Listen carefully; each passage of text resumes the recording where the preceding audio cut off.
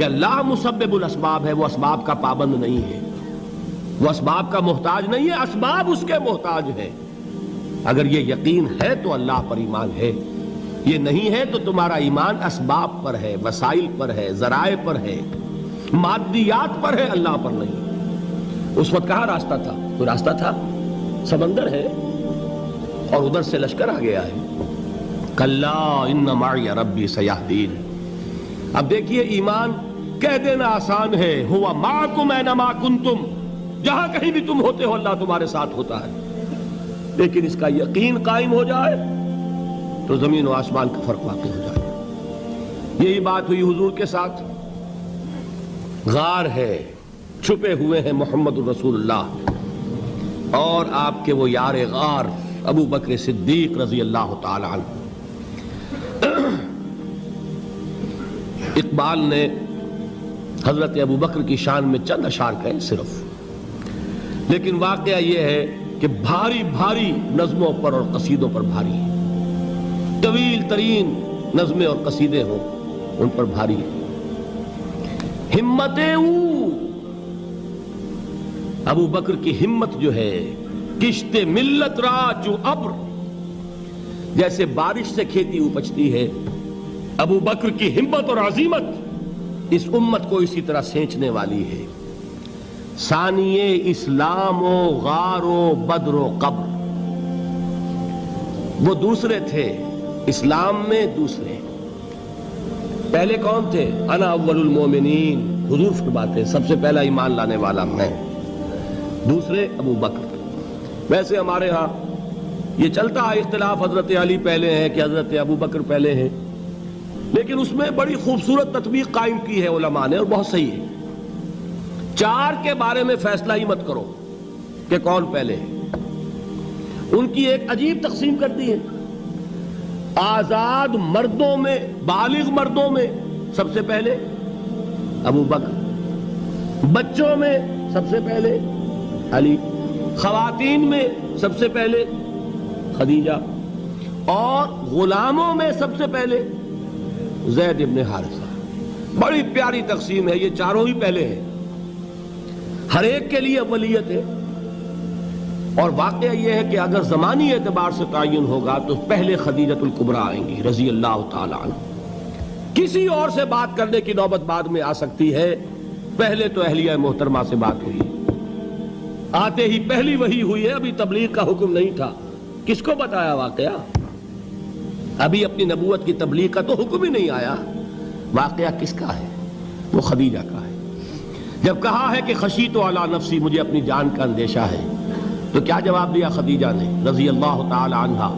وہ صدیقۃ الکبریٰ ہے۔ صدیقات جو ہیں خواتین، ان میں چوٹی پر خدیجۃ الکبریٰ ہے رضی اللہ تعالی عنہا، اور صدیق جو مرد ہیں ان میں صدیق اکبر ہے ابو بکر صدیق رضی اللہ تعالی عنہ، لیکن صدیقات میں چوٹی پر۔ جب حضور نے فرمایا خشیت علی نفسی، کیا فرمایا؟ کیا عرض کیا؟ کیسے تسلی دی؟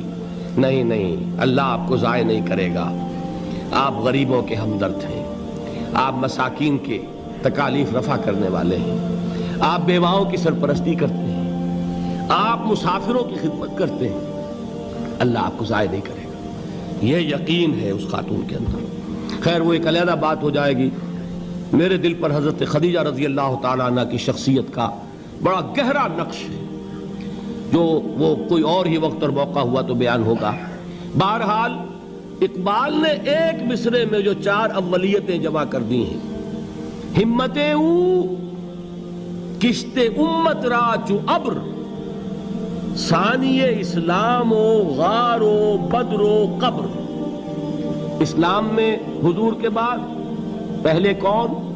ابو بکر۔ غار میں حضور کے ساتھ کون؟ ابو بکر۔ بدر کی رات اللہ کا رسول سربسجود، وہ جھاڑ، وہ گھاس پھوس کی جو جھوپڑی بنائی گئی تھی، اور وہاں تلوار ننگی لے کر پہرا دینے والا کون؟ ابو بکر۔ اور اس حجرہ عائشہ میں محمد کے بعد سب سے پہلے دفن ہونے والا کون؟ ابو بکر رضی اللہ تعالی عنہ صلی اللہ علیہ وسلم۔ وہ جو معاملہ میں سنا رہا تھا غار ثور کا، حضرت ابو بکر بھی حضور کے خیال سے لرز گئے ہیں. آپ کو یاد ہوگا کہ جا کر پہلے تمام جتنے سوراخ تھے انہیں بند کیا ہے. ایک سوراخ رہ گیا تھا جس کو بند کرنے کے لیے کوئی کپڑا نہیں تھا. وہاں اپنی ایڑی رکھی ہے.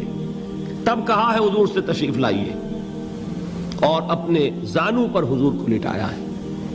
اور وہاں کسی موذی جانور نے کاٹا ہے. حضور کی آنکھ لگ گئی تھی.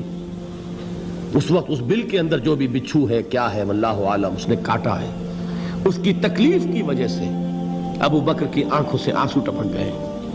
حضور کے چہرے مبارک پر پڑے ہیں تو حضور جاگے ہیں معاملہ کیا ہے.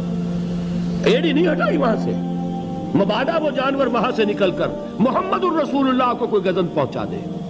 ابو بکر کی ایڑی ہے, جس طرح چاہے کھا لے, ختم کر دے, جان نکل جائے تب کوئی آنچ آئے محمد پر تو آئے, لیکن جیتے جی نہیں. وہ ہے ابو بکر. حضور کے خیال سے اس وقت حضور نے پھر اپنا لعاب دہن لگایا ہے, اور اس سے پھر آپ کی تکلیف ختم ہوئی.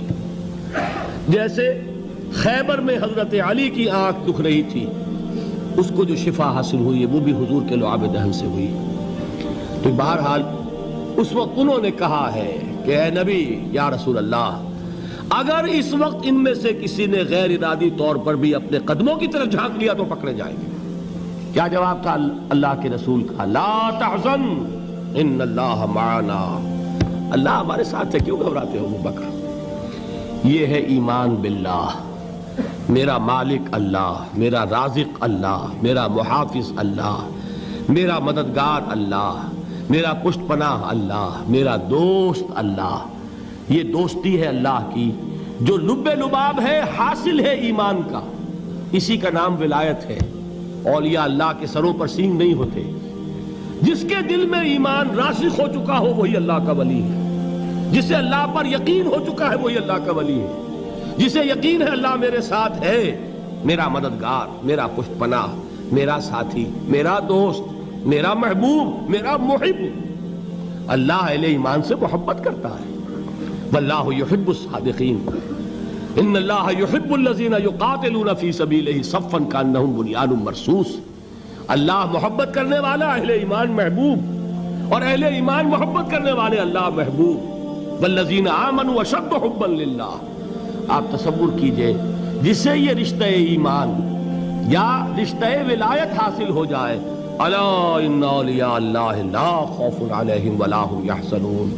آگاہ ہو جاؤ, اللہ کے دوستوں کے لیے نہ کوئی خوف ہے نہ کوئی حزن ہے. اور میں بیان کر چکا تھا, خوف اور حزن کے خاتمے ہی کا نام امن ہے. زوال خوف, زوال حزن. یہ خوف اور حزن کیوں آتے ہیں بار بار؟ اللہ تخافوا ولا تحزنوا, دونوں آ گئے.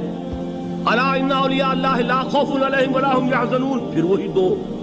وہ کیوں ہے؟ خوف ہوتا ہے کسی مستقبل کی بات کا, یہ نہ ہو جائے, وہ نہ ہو جائے, یہ نقصان نہ پہنچ جائے, یہ تکلیف نہ ہو, یہ غضب نہ آ جائے. خوف ہے مستقبل سے.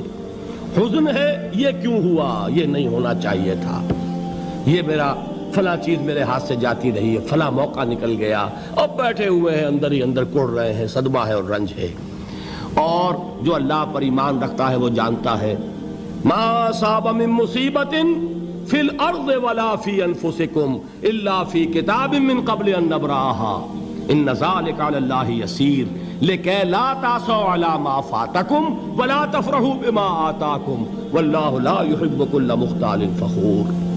اس زمین میں یا تمہاری جانوں میں کوئی تکلیف, کوئی مصیبت نہیں آ سکتی سوائے اس کے کہ جو اللہ نے لکھ دی ہو, اس سے پہلے کہ وہ ظاہر ہو.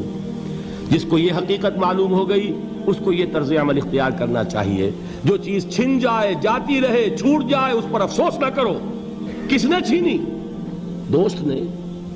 دوست کے فیصلے پر شکایت. دوستی کو بٹا لگا رہے ہو, سرے تسلیم خم ہے جو مزاج یار میں آئے. اگر دوستی ہے تو پھر تو تمہیں گردن جھکانی چاہیے کہ ہر چہ ساقی ماریخت عین الطافست, جو بھی میرا ساقی میرے پیالے میں ڈال دے اس کا کرم ہے. جو اس کی طرف سے آئے اس پر کوئی رنج نہیں, کوئی صدمہ نہیں, کوئی غم نہیں, کوئی شکایت نہیں, کوئی شکوہ نہیں. اور جو ہوگا وہ اس کے اذن کے بغیر نہیں ہوگا, اور اس کا اذن ہوگا تو یقیناً میرے لیے خیر ہی خیر ہے, چاہے وہ ناگوار شے ہو, بظاہر مجھے اچھی نہ لگ رہی ہو، میری شارٹ سائٹڈنس میں مجھے وہ نظر آ رہی ہے کہ میرے لیے بری ہے، لیکن قرآن نے کہا ہے عسیٰ ان تکرہوا شیئا وہو خیر لکم وعسیٰ ان تحبوا شیئا وہو شر لکم واللہ یعلم وانتم لا تعلمون۔ ہو سکتا ہے تم کسی چیز کو ناپسند کرو درحال ہے کہ اسی میں تمہارا خیر ہو، اور ہو سکتا ہے تم کسی چیز کو پسند کرو درحال ہے کہ اس میں تمہارا شر ہو۔ اللہ جانتا ہے، تم نہیں جانتے۔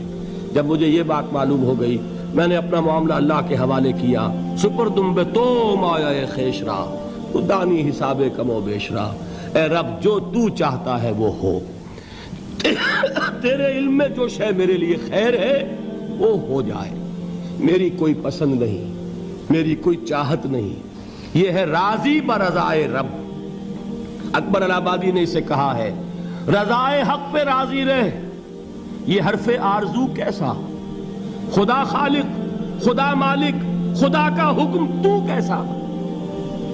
جب میں آ گیا بیچ میں، میری پسند، میری مرضی، میری خواہش، میری چاہت، یہی تو شرک ہے۔ ما شاء اللہ کان وما لم یشاء لم یکن، جو اللہ نے چاہا وہ ہوا، جو اس نے نہیں چاہا نہیں ہوا، اختیار اس کا ہے، میرا تو نہیں۔ رضائے حق پہ راضی رہ، یہ حرف آرزو کیسا، خدا خالق، خدا مالک، خدا کا حکم تو کیسا۔ اقبال نے اسے کہا ہے فارسی میں، اب آپ کہیں اس کا ترجمہ بھی کرو تو وہ مجھے ذرا اس وقت کچھ بہت ہی بدذوقی کسی بات نظر آئے گی۔